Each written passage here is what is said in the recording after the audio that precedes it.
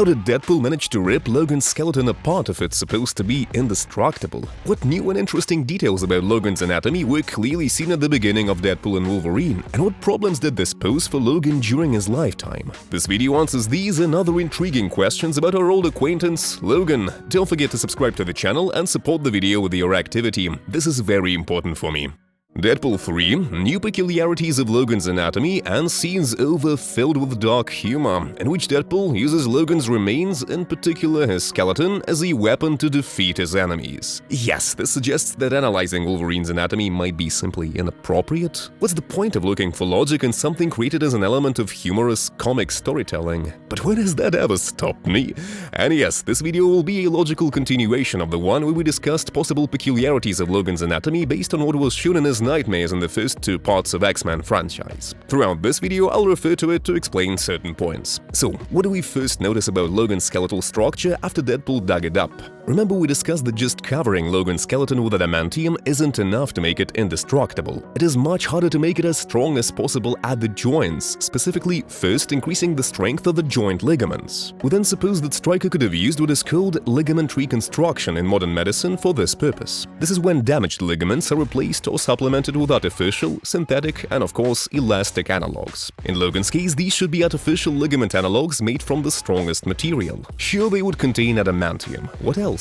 And what do we see on Logan's skeleton? Right, a lot of artificial ligaments connecting the elements of his adamantium skeleton. These ligaments were made in addition to the biological ones he had during his life. They can be easily distinguished from the other Logan's decayed flesh by their color and integrity. Almost complete integrity, more on that later. Yeah, there will be shots of Poole literally decapitating his foes with the help of these artificial ligaments, which once again speaks to their elasticity. And what's most interesting is that the anatomy of these artificial ligaments does not fully replicate the anatomy of biological ligaments. Pay attention to the artificial ligaments of the elbow joint and compare them with a number of normal ones. There are significantly more of them. The same goes for the ligaments of the knee joints. It seems there are several times more of them here. Stryker's engineering scientists didn't try to replicate human anatomy, they tried to enhance it, making Logan's skeleton even more indestructible.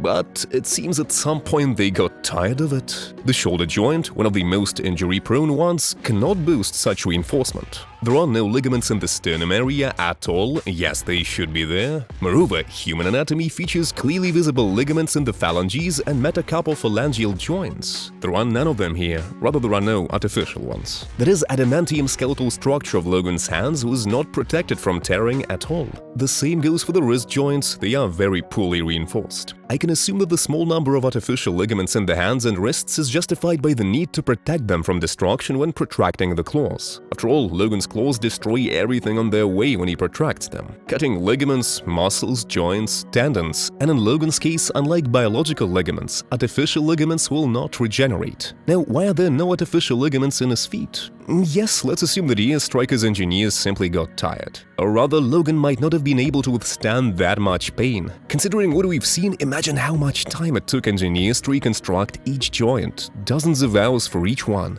And all this time Logan was conscious. In fact, he was going insane and losing his memory from that much pain, according to the first films. So Logan's modifications, all modifications, took not just a minute, as shown in his solo film, but hundreds of hours. And I still think it's illogical of Stryker not to use anesthesia for Logan. Yes, Logan is somewhat resistant to it, but to make all these surgical modifications to his anatomy, scientists would have needed to suppress his reactive healing abilities. So it seems that anesthesia could indeed work, but let's not stray too far from the topic. Thus, Logan's hands, feet, and chest are the least protected skeletal elements in his body. Deadpool tears off a piece of Logan's false rib, which turns out to be completely made of adamantium and not just coated with it. This is quite an interesting thing. The rest of this Logan skeleton, this particular one, is covered with a thin layer of adamantium on top. This is evident from the structure of his skull, which inside looks like an ordinary human skull. But the rib, or rather this part of the rib, turns out to be a complete adamantium equivalent. Why did this happen? It's not entirely clear, but it explains why Deadpool was able to tear off this piece of rib that easily. Notice that on one side, this piece touched on costal cut, which does not have any reinforced joint connection. And on the opposite side, this piece of rib was secured with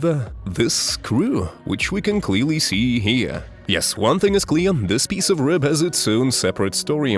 And let's pay attention to the spine. It is reinforced much more than it might seem at first glance. When Deadpool disassembles Logan, we see that inside the spine there is significant replacement of the longitudinal ligament. In addition, it's noticeable that intervertebral discs are replaced with synthetic analogs. This gave Logan's spine much more stability. So the upgrade of Logan's spine required a whole series of separate and sophisticated surgeries. And so why, despite all this relative indestructibility of Logan's skeleton, aside from the weak points mentioned above, did Deadpool manage to easily tear him apart? The answer lies in these scenes. Note that one of the ligaments of his elbow joint already comes off Logan's bones and does not perform its strengthening function anymore. Why is that? I guess it is due to the way these synthetic ligaments are attached to the bones. If we draw an analogy with modern medicine, at this point, just in case I remind you that I'm not a specialist but merely an interested amateur, then they should be attached directly to the structure of the bones that form the joint. That is, in Logan's case, to the structure of organic bones that are inside under the adamantium layer. The adamantium layer itself is thin enough to provide a 100% reliable fixation, unless Stryker found a way to literally glue these artificial ligaments to the adamantium, which is unlikely given what these X-rays show. Stryker used relatively realistic methods, at least that's what the first films of the franchise sought to show us, demonstrating Stryker using osteosynthesis techniques and the like. And given the indestructibility of hardened adamantium, the engineers needed to attach artificial ligaments to Logan's organic bones first, and then cover the skeleton with adamantium, which once again indicates that the fixation of artificial ligaments was primarily to the organic skeleton, and adamantium only reinforced this fixation. But nevertheless, it did, and that reinforcement, nonetheless, worked effectively together with Logan's ability to heal instantly. And this reinforcement helped to restore all biological skeletal structures in time, and to maintain skeletal integrity in the moments of extreme stresses. That is, once again, the modified artificial structure of Logan's skeleton, aimed at creating its relative indestructibility, worked only in symbiosis with his abilities of instant healing, which, appropriately enough, the dead Logan doesn't have, and which the shabby Logan from the 2017 movie doesn't have either. And that answers why Poole was able to tear apart Logan's skeleton so easily. But these are all far from the main problems with Logan's anatomy. We've noted before that such a full coating of bones with adamantium doesn't help such a crucial organ as bone marrow, which plays a huge role in blood renewal and which, according to some movies, also plays a huge role in Logan's powers functioning. So on top of that, this kind of full adamantium coating of the bones makes it impossible for the joints to function properly. And now I'm not talking about their indestructibility, I'm talking about their normal function. Absence of biological cartilage tissue in the area of joint formation speaks about it, as well as the absence of other biological elements of the joint. Yes, in some places, only in some places, we see that Logan has synthetic analogs of cartilage tissue, but they cannot replace the functioning of the biological analog. At least the joints lack their natural lubrication and their articulations do not work properly. Isn't that another reason why the old Logan limped? Yes, I believe so. But anyway, Logan's story is not the story of one desecrated grave. It's the story of one joint functioning problem that was never solved. If you like this video, subscribe to the channel, give it a thumbs up, comment, and share it with your friends. Bye!